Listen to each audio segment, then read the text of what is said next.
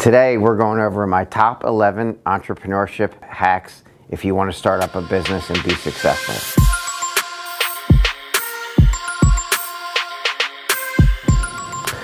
So you know this video is not behavior analytic and content, therefore it's not covered under my board certified behavior analyst credential.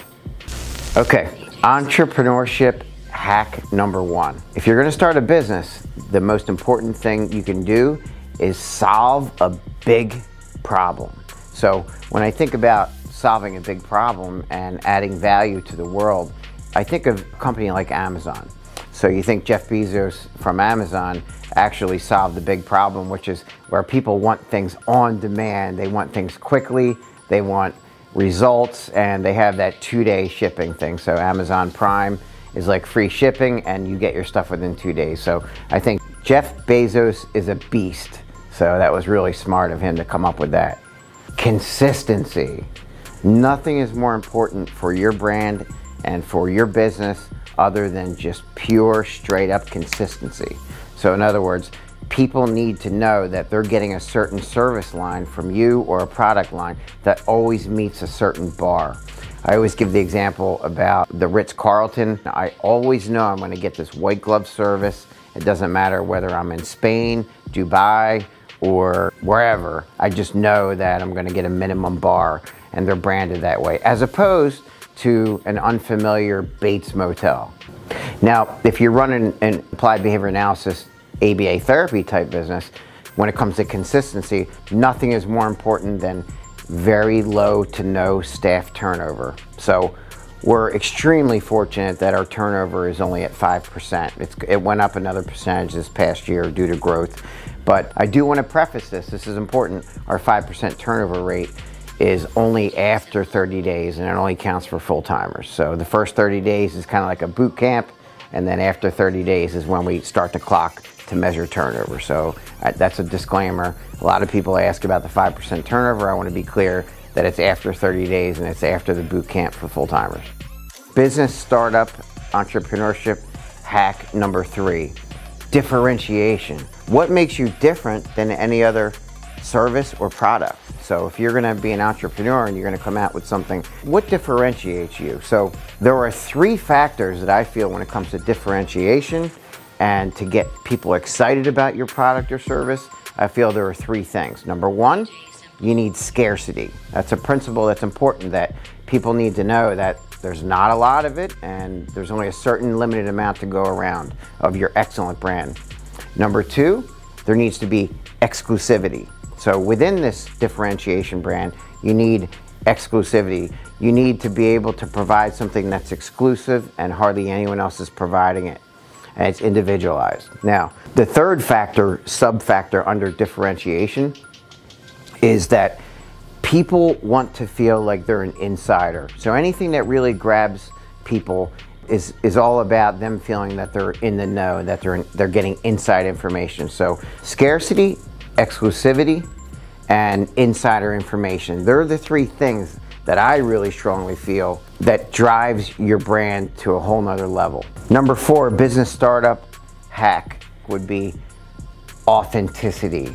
So it's really, really important that a brand or an organization stays true to its core values. So in other words, not just fancy quotes hanging around, but literally every decision that's made by your organization or your small business stays true and authentic to the original goals. So for us, it's real simple. Everyone knows family's number 1, the employee's family, taking care of them, people finding their oxygen, which is their niche, and then thirdly, people having resources to help the people that they love.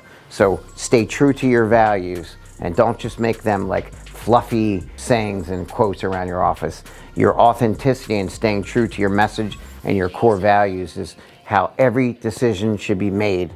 Every business decision has to be made with those core values in mind. That's how you maintain authenticity. I feel like I'm too angry or something. I have to smile more. Small business startup hack number 5, mentorship. The best thing that you could do is try to find a mentor and volunteer for free with this individual. So if there's someone that you want to emulate that's been successful in the business that you would like to emulate, or something that you want to make similar, find that person and volunteer for free.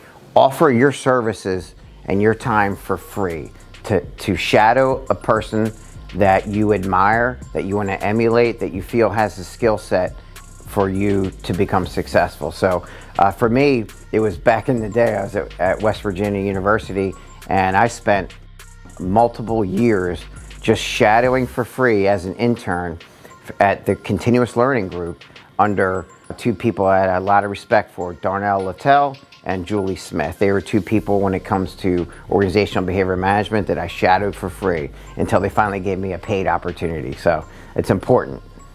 Have just straight up audacity to ask difficult questions. So if you're gonna run a business and you're gonna get things going, you're gonna have to ask very difficult questions. You need audacity. So for example, if you're gonna hire a wealth advisor or someone to invest your money, you need to have the audacity to ask very difficult questions. So I asked my wealth advisor one question, and I told him it would be sensitive, but I could tell whether or not he's authentic and whether he walks the talk or just writes fancy articles about wealth. I asked my wealth advisor, what is your friggin' net worth? Because I don't want to give my money to someone who clearly has not demonstrated success themselves, because you'll see a lot of people with really fancy websites and really nice blogs and YouTube videos, but when you check under the hood, you find out they're not successful in the thing that you're paying them to do. Small business entrepreneurship hack number 7. Make sure that you're not just a visionary and you don't hire just visionaries. Make sure that you execute. So there's a big difference between someone who executes and someone who's just a visionary.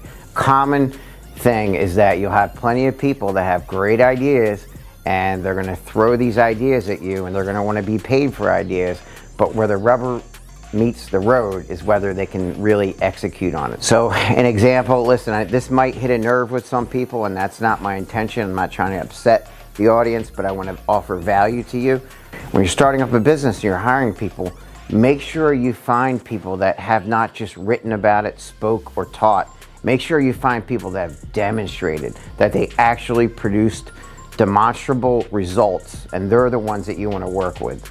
So someone who executes versus is just a visionary is someone who gets elbow deep in so you have to make sure that that person has been in the thick of things and elbow deep in a lot of horse in order to make sure that they're someone that you trust.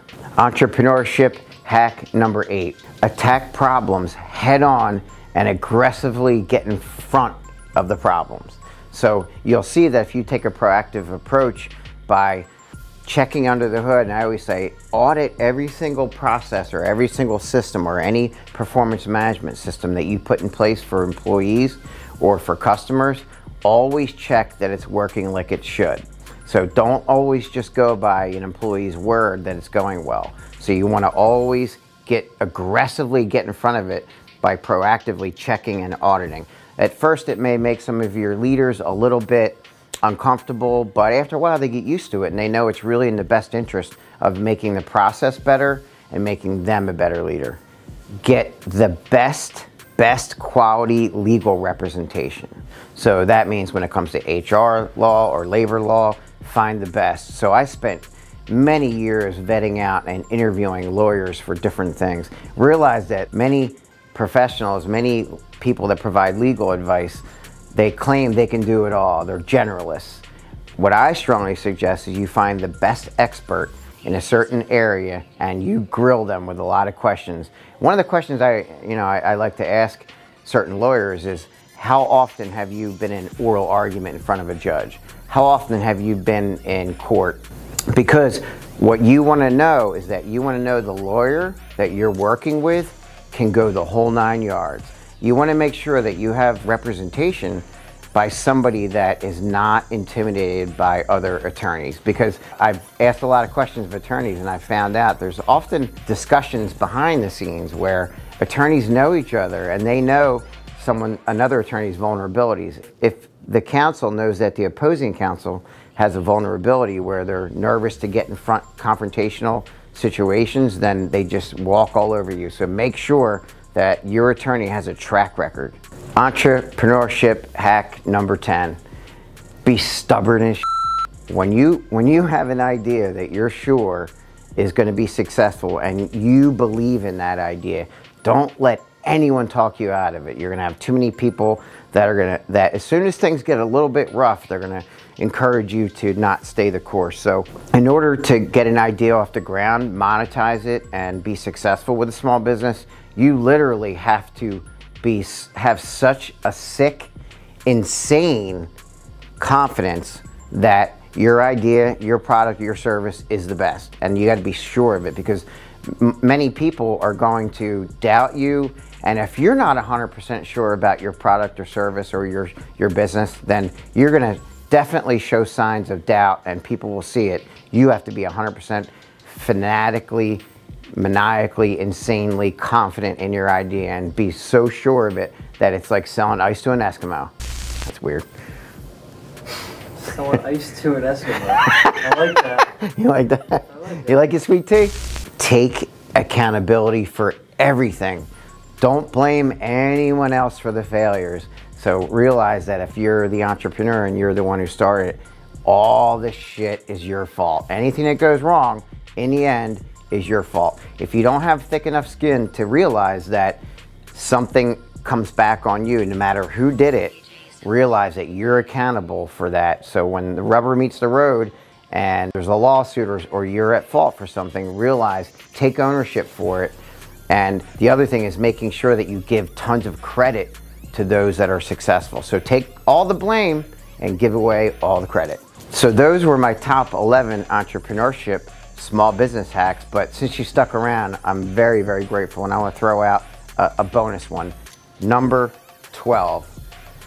You literally have to be a servant to the people you're providing leadership to. So people will see through it very quickly if you're not willing to lay down everything to support them. That means you need to be willing to dig into your pocket, spend every last dime on supporting people so they feel safe on their job. They need to know that you have their back and that you're there to serve them, because no one will follow you unless you're a servant for them. Those are my top 11 entrepreneurship hacks. Now, they're not all evidence-based, so just remember that it's not covered by my board-certified behavior analyst credential. Again, if you really like what we're doing, please hit the subscribe button and remember to hit the bell so you're notified all the time of our posts. Thank you so much. Love you guys.